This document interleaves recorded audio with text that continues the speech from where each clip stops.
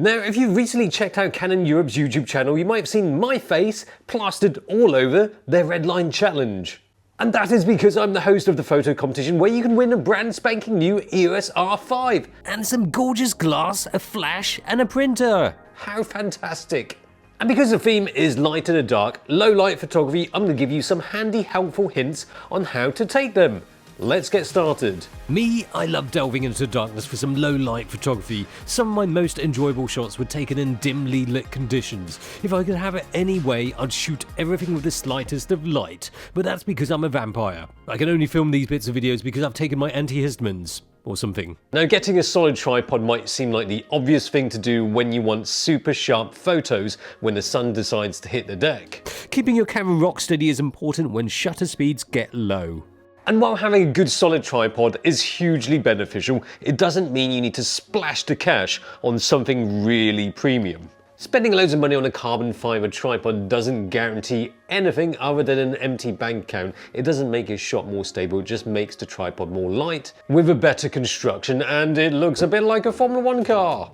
Rock steady support doesn't need to be all that fancy. Well, it does need to be practical though. Point is, you can't expect a tripod to be perfect for stabilizing. You're still the one responsible for making sure the camera is as stable as possible. Well, another thing you shouldn't rely on is the thinnest part of the tripod leg. That's the last section. Check how skinny that is. If you've got the thin parts of the legs and the centre column extended, it's about as stable as a newborn giraffe. Then there's the head, the tripod head. That is not your actual head because that doesn't have too much physical impact on the stability of the image, unless you headbutt the camera. Even with everything locked in place, seemingly all firm and stable, when you press that shutter button, there's still going to be a little bit of movement. Well, one of the things you can do is to get remote so you can trigger the shutter without actually touching the camera. But the thing is, not everybody wants to buy this little thing that you're probably going to get lost anyway. Well, you've got the app. I mean, that does the trick, doesn't it? Alternatively, just put on self-time, although that doesn't mean you need to take a photo of yourself. There are times when you might not be able to use a tripod or prefer to shoot handheld. The mistake is not using a fast enough shutter speed. Well, the quick fix is to flash the cache and sort yourself out with some seriously mad f-stop lusciousness. Having a lens with an aperture that opens up all the way to f1.2 is nice, but it's not just about showing off your premium optics. It's incredibly useful when a light is at a premium. So where am I? I'm in Old Brook Station, which is an old, unused tube station in London. That's a toilet. Honestly, it's like something out of Narnia. Wow, she must have been waiting a long time for the train. Having a large aperture will allow you to get fast enough shutter speed. They say to add a 1 over your focal length for a minimum shutter speed. I say double that to be safe, but just bear in mind when you're using such a large aperture. With shallow depth of field, using AFS to focus on a subject that might move slightly, it'll put you in danger of getting out of focus shots. There are times though when you have a long lens and you can't get a larger aperture than f4, you'll just have to bump up your ISO, but be careful with the noise. Nobody likes fiddling about with menus, but do check out the menu system for long exposure noise reduction. You probably know what noise reduction is. This is just for long exposures, obviously. So the geeky bit, which you probably don't care about, but you should care about, is in the camera menu, section 4, long exposure noise reduction. That's off at the minute. Noise can potentially ruin a perfectly good shot by adding colourful crud into those dark tones which would otherwise be sumptuous without it. When you enable it, what it does is take two shots, the actual image and a dark frame. The dark frame is just a dark frame. It's as if you took a shot with the lens cap on, but you get dark frame with the noise. And that dark frame just makes it easier for the camera to pick out where the noise is, so it can just look at the actual image and pick out the noise from there. The trouble is, because it essentially takes two shots, it's going to take twice the amount of time of your exposure before you can take another shot, which can be problematic if you're taking HDR photos, time lapses, or focus stacking. If you need to do any of that, then you're better off switching long exposure noise reduction off. I keep it switched off most of the time anyway. Now, this might seem like an obvious one, but it's an easy one to overlook because your eyes are better than cameras. What you might perceive to be a great shot might not look so great in camera. Shooting in the dark might look fine to you because your eyes and brain can make sense of a dark scene. With photos, just a slight increase in light will help with providing interest in your image and bring out the details in your subject. Identify where the light is. Hi, it's over there. See what it's hitting, and then imagine what it's going to look like in camera. Photography is all about light. Just because you're out taking photos in the dark, you should still be looking for those little bits of light and the quality of it.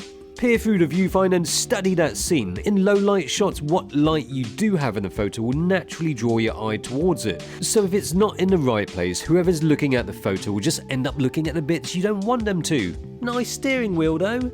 Having enough light in your photo doesn't mean everything has to be well lit. You can have the foreground all silhouetted and it could look really great. Now, having just recently moved, as you may well know, I've been reintroduced to some of my old slides that I took back in uni. This shot, don't think you can see that. Can you see that? No, don't think you can. There you go.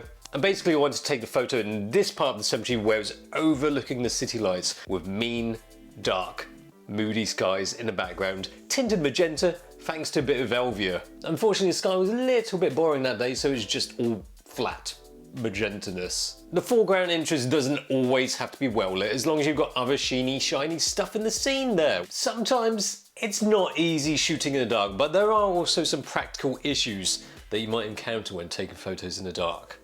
Now, when things are completely dark, then you might want to consider using manual focus because autofocus in low light or next to no light will do its little crazy dance, rocking back and forth. You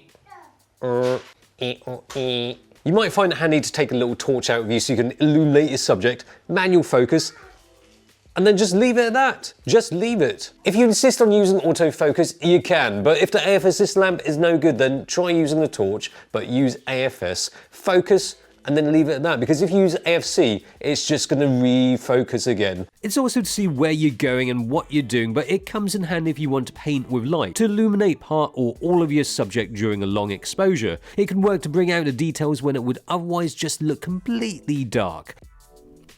Not to be confused with light painting, which is waving your light around like you're a rhythmic gymnast waving around a ribbon. To do light painting well, use the frame to its full potential. Give it a try at first to get an idea of where your frame is, so that it doesn't end up as a tiny little detail in the frame.